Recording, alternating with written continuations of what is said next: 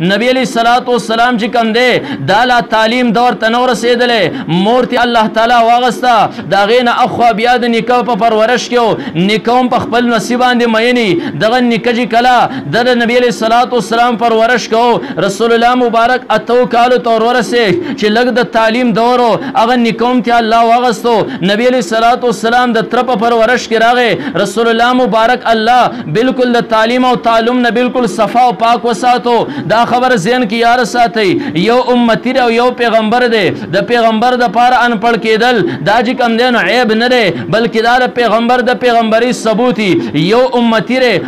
ر پاره ان پړ جوړېدل دا عیب دی دا څوک نشولی زما د پیغمبر سنت خداو چې هغه ان پړو زه به هم ان پړ یم نو الله نبی علیه الصلوۃ والسلام نه پلار هم چې کوم دی د پیدایش نه مخکې واغست مور ته هم واغسته نیکۍ ته هم واغستو رسول الله مبارک امیت الله تعالی بالکل حفاظت وکړو د هغې نه پس بله مسله ذهن ته دا راتله چې د ده مور پلار خو نشته د ده نیکه هم وفات دی شاهد په دې طریقې سره نبی علیه الصلوۃ والسلام تعلیم حاصل کړي چې چاپېره معاشره کې مدرسې چاپېره معاشره کې چې کوم دی نو درسګاهونه وي نو بیا هغه ماشوم که دی یو بالکل یتیم هم وي کله کله مدرسې ته ورشي کله سکول ته ورشي نو شاید د تعلیم حاصل کړی الله د نبی علیه الصلوۃ والسلام د امیت د انفرتوب حفاظت په دې باندې هم وکړو د نبی علیه الصلوۃ والسلام چې کومه معاشره مکه کې رسول الله مبارک فایده و هغه مکه کې هم څوک داسې درسګاه نه وه چې په هغې کې چا تعلیم حاصل کړی وی هغه هم بالکل د تعلیم او تعلم نه صفا وه بیا د نبی علیه الصلوۃ والسلام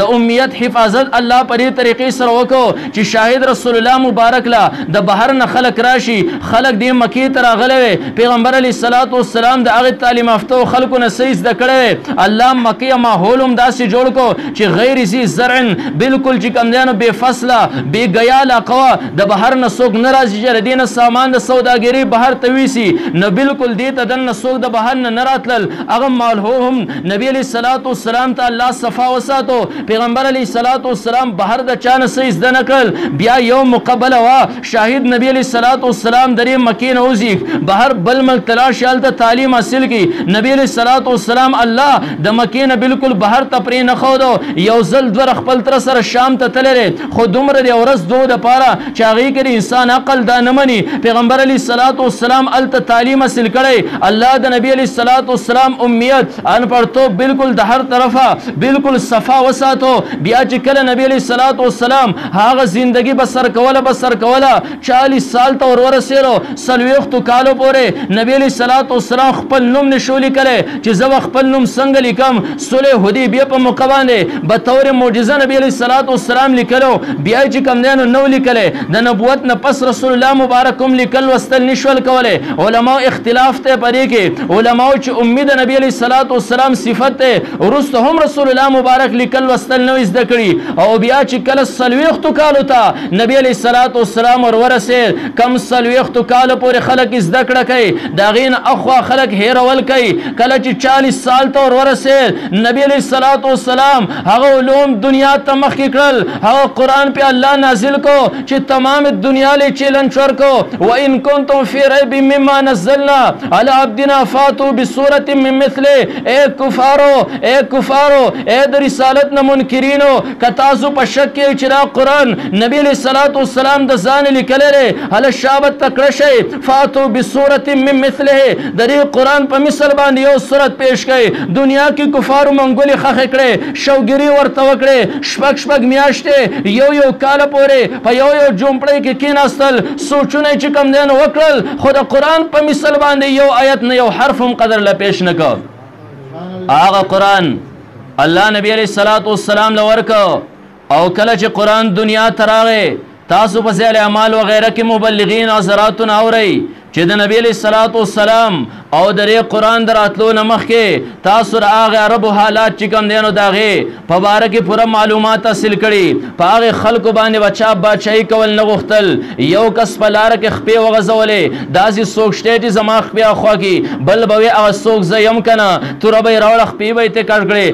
100 کاله او 200 کاله په هغې باندې جګړې وې یو کس به دا وې ما خپل اس دې چینې او ګودر ته کوزو تا ولې خپل اس مخکې کو ستا اس زما د اس نه مخکې اوبه څکلې دي په پاغه باندې بس سونو کال باندې هغه جګړه شروع وي تکړه انسان با پاربو کې هغه چې کم نه خلکو غنو د چا په بلو باندې لپاس ور انسانانو کوفړې ډېری زیات پرته وي دا سره لري نه به وکتل بلو باندې به کوفړې پرته وي دا هغه تکړه او نر او بهادر انسان دی نبی علیہ الصلوۃ والسلام او د قران نمخ کې کله چې نبی علیہ الصلوۃ والسلام دنیا تراغه هغه خلق چې د خلکو د خلو نه به نوړې را شو کولې د هغه خلکو کې د قران انقلاب راوستو د هغه خلکو چې کم دینو معاشره قران بدل کړه د هغه خلکو عقیده قران بدل کړه د هغه خلکو فطرت هم قران بدل کړه د هغه خلکو جبه هم قران چې کم دینو هغه بدل کړي هغه خلک د خلکو د خلی او د لاسونو به نوړې را شو کولې بیا د قران نو ورسته تاسو ګره انقلاب څنګه راغی تاسو په ځل اعمال کې واقع اورېدلې دا یو کسوي زور علم ما وزره غزوې نه پس ورزما زماره تر زویره د غلط تفشیش کوما زری کله ورالم غزوې نه پس ما په میدان کې بلا شهیدان ولیدل ما زخمیان ولیدل ما د خپل تر زوی چې کله وګته زماره تر زوی په اینو باندې لړلې پروت دی بالکل د تندې په حالت کې زچې وکتم ما ته د تر زوی مال وبروړه ما په یو ګلاس کې وبره واغسته ما زیر تر زوی لويسم شاید د پاغه باندې ځان سیراب کی ما چې کله د تر د زوی خاله وبو ګلاس ور ورسو یو بل زخمی په کمزوري आवाज باندې आवाज وکړو مالو بو زماره تر زوی خډر سخت ګره بالکل د ځن کدن په حالت کې اشاره وکړه هغه کسله چرینو بور ورسو ما هغه خلق چې د خلکو د لاسونو به نوړې را شو کوله د خلکو د خلینو به نوړې راځته وس قران انقلاب راوس نبی علیہ الصلوۃ والسلام انقلاب راوس معاشره بالکل بدل کړه هغه دویم کسله چې ما کله وبو وړه یو دریم کس आवाज وکړو بالکل په کمزوري आवाज سره مال وبو دویم هم ماته اشاره وکړه دا وبا غلور ورسو اگر کړه تند نه په خپل باندې امرم زج دریم کس ته ورولم د هغه دریم کس نه ساخت لره ما د وبو ګلاس پلاس کې پاتې شو زرالم دویم پسې میرا منډ کړه ما شاید دویم کس پر وبو باندې سیراب کم دویم کس نه هم ساخت لره زرالم د خپل د تر رزي خواله ما زبا غلو به وسم هغه بوسکی دا غنوم ساخت له دریوانو چې کم نه روح ور کړو ګلاس ډک زما پلاس کې پاتې شو دا انقلاب کراوس باغ خلکو کې چا په حکومت کول نه غختل دا انقلاب د قران راوس چې نبی علیہ الصلوۃ والسلام له الله سلويخ کاله پس ورکو انقلاب قران راوس ته معاشره بدل کړه نارینو پمنس کې هم انقلاب زنانو پمنس کې هم انقلاب آغا حضرت ابو بکر صدیق رضی الله تعالی عنہ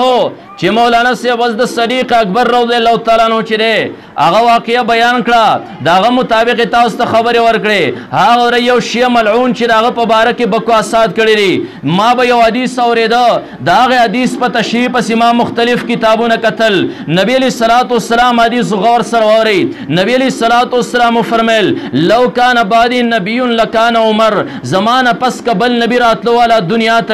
بل نبی دنیا ته ناراضي کچرته کې بالفرض والمحال نبی دنیا ته راتلو والا وي لکان عمر هاغه نبی به عمر فاروق رضی الله تعالی عنہ دی حدیث ته وکله کله ما سوچ کو چې نبی علیہ الصلوۃ والسلام نه پسو په امت کې د صدیق اکبر لوی درجه را د حضرت ابو بکر صدیق رضی الله تعالی عنہ درجه ډیر زیات او چترا نبی علیہ الصلوۃ والسلام په حدیث کې څنګه فرمایل صدیق اکبر په منس کې فری خو دو عمر فاروق نبی علیہ الصلوۃ والسلام ذکر کا زمانہ پس بل نبی دنیا تراتلو والے هغه به عمر فاروق صدیق اکبر نبی علیہ الصلوۃ والسلام دا ولی چې کم دینو یاد نه ک پر حدیث کې دا یو اشکال به کله کله زما ذهن تراته مختلف شروحات می پری پس وکتل مختلف علما مختلف تشریحات چې کم دینو کړو الله ری په قبر په کروڑو رحمتونه راوړي د مولانا اشرف علي تانوی رحمت الله علیه دا سي تشریح کړو چې د هر مسلمان ذهن ته سکون پاغه باندې ورسي مولانا اشرف علي تانوی رحمت الله علیه فرمایل چې نبی علیہ الصلوۃ والسلام فرمایید لو کان بعدی نبیون کا زمانہ پس نبی دنیا تراتلو والا وے لکان عمر هاغه نبی با عمر نبی علیہ الصلوۃ والسلام د صدیق اکبر ذکر چې کم دین ونک ولی زکه نبی علیہ الصلوۃ والسلام فرمایل لو کان بعدی کا زمانہ بعد بل نبی وے صدیق اکبر بودیت نه قولی صدیق اکبر د محمد رسول الله داسی پر رنگ کې رنگ شویره نبی علیہ الصلوۃ والسلام بالکل عکس ته کہ نبی علیہ الصلوۃ والسلام لو کان باری صدیق اکبر د نبی علیہ الصلوۃ والسلام نه بعد نره صدیق اکبر د نبی علیہ الصلوۃ والسلام سره زم شویره د رسول الله مبارک نه ک بعد رزین عمر فاروق راځه ک نبی علیہ الصلوۃ والسلام فرمایل لو کان بعدی نبی لکان عمر صدیق اکبر درجه تصور مونږ نشو کوله حضرت ابوبکر صدیق څومره لوی استیرا قرآن چې کله انقلاب راوست هغه صدیق اکبر رضی الله تعالی عنہ ته وګورئ ما هغه خلک د خلکو د خلو نه به نوړی شو کولی قرآن چې کله انقلاب راوست صدیق اکبر له یو غلام خوراک راوړ غلام چې کله صدیق اکبر له خوراک ورکړ حضرت ابوبکر صدیق د هغې نه یو نوړی وکړه غلام ورته وایي آقا مخکې به تا زمانه تپوس کو چې دا دې کوم ځای ګټلی ده کوم ځای نه دې راوړ نن دې زمانه تپوس ونه کړه حضرت ابوبکر صدیق وایي د هغې وجه دا وه ډېر زیات وږی شوی ومه څو ورځې فاقه تېره شوه د هغې د وجې نه ما تپوس ونه کړه ما ډارې خوراک وکړه اوس راته ووایه ما خو نوړۍ تېره کړې ده غلام اوس راته ووایه د کوم ځای نه یې راوړی دی هغه غلام ورته وایي ما د جاهلیت په دور کې سحر کړی منتر مې کړی د هغې هغه ثمره اجرت ما ته نه میلاو شوی نن ما ته د هغې اجرت میلاو شو په هغې باندې ما خوراک راوړی حضرت ابوبکر صدیق ته وګورئ ما قرآن انقلاب راوست محمد رسول الله صلی الله علیه وسلم انقلاب راوست حضرت ابوبکر صدیق وایي هلاک دې کړمه یو نوړی چې هغه څو ورځې د فاقې نه پس تېره شوې وه هغه د خېټې نه به څنګه راوباسي حضرت ابوبکر صدیق یې اوبه راوړی او بس کې او بیا د خوله او حلق کې ګوته ورکوي الټې کوي نوړی نه راوځي بیا نورې اوبس کې بیا حلق کې ګوته ورکوي بیا هم نوړی نه راوځي څو پیرې اوبه وڅکې بیا حلق کې ګوته ورښکته کړه هغه نوړی بهر ته راورځي را صدیق اکبر وایي الحمدلله زما د خېټې نه حرامه نوړی بهر ته چې کوم دی نه راوته دا قرآن چې کوم دی انقلاب دنیا کې راوست او بیا یوازې نارینه نه زنانو کې قرآن انقلاب راوسته د نبی علیه الصلاۃ والسلام بیبي حضرت عایشه صدیقه رضی الله تعالی عنها دې ته خپل وراره چې دی خپل خوری ورته حضرت عبدالله ابن زبیر رضی الله تعالی عنه دې چې کله د مکې والي ور وګرځېده نو دلې دوه بورکي چې کوم دی نو راوړل د مال هغې کې چاندي هم ده هغې کې سونه هم ده هغې کې نقدي هم ده هغه دوه بورۍ چې کله خپلې ترو له تحفه او هدیه کې راوړې ما وګورئ د زنانو فطرت کې دا چې د مال سره محبت ساتي خو قرآن انقلاب راوستو نارینو طبیعتونه هم بدل کړل زنانو طبیعتونه هم بدل کړل حضرت عایشه صدیقه رضی الله تعالی عنها تپوس کوي مال دې خورۍ سره ولېږل یاره جي دا خو دوه بورۍ دي په دې کې دننه سونه هم ده په دې کې دننه چاندي هم ده په دې کې دننه نقدي هم ده حضرت عایشه صدیقه رضی الله تعالی عنها وایي زما د دې سره څه کار دی هله دا په غرباو باندې تقسیم کوي کله چې سحر نه ماښامه پورې تقسیم وکړو وینځه چې کوم دی نو حضرت عایشې صدیقې ته وایي وای مکمل طور باندې صدقه شو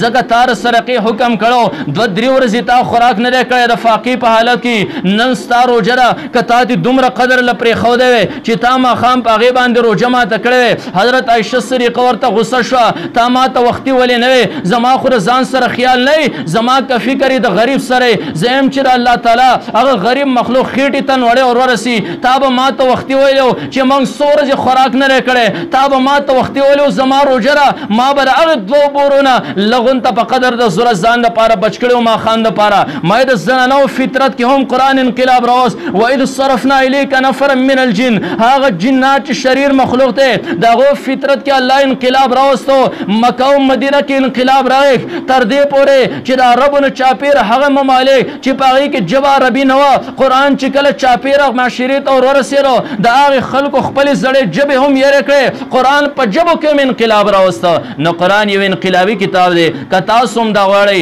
زموږ معاشره کې انقلاب راشي زموږ نوجوانانو مشرانو زنانو ماشومانو کې انقلاب راشي زموږ په دې رسوماتو کې انقلاب راشي همدغه د الله کلام الحمدلله نن هم موجود دی علما نن هم موجود دي راشي دغه علماو ته کېنئ دا خپلې دیني مدرسې چې کوم دی نو دا کامیابي کوي انشاءالله که دا درس او تدریس دلته جاري و دا علما چې کوم دی د دې موږ خیال ساتو دا زموږ پر علاقو کې موجود و انشاءالله هغه ورځ لرې نه ده چې الله به پرې معاشره کې مکمل انقلاب چې کوم دی نو راولي د قرآن سره محبت د هر زوړ او د ځوان د هر لوی وړوکي د هر نارینه او زنانه چې کوم دی نو دا به پیدا شي الله دې دا دیني مدرسې همیشه لپاره قایم او دایم ساتي د دې علماو دا سر دا سوري دی الله تعالی زمونږ په سرونو باندې همیشه لپاره قایم او دایم ساتي الله دې داسې محفلونه داسې علما داسې مجالس چې کوم دی همیشه لپاره موږ له ټیم په ټیم باندې چې کوم دی نو عطا کړي واخر دعوانا ان الحمد لله رب العالمین محترمو اوریدونکو زمونږ د چینل سبسکرایب کړئ او د غنټۍ د نشانو سره هم دباو کړئ چې زمونږ د نوي بیانونو اطلاع تاسو ته درکړي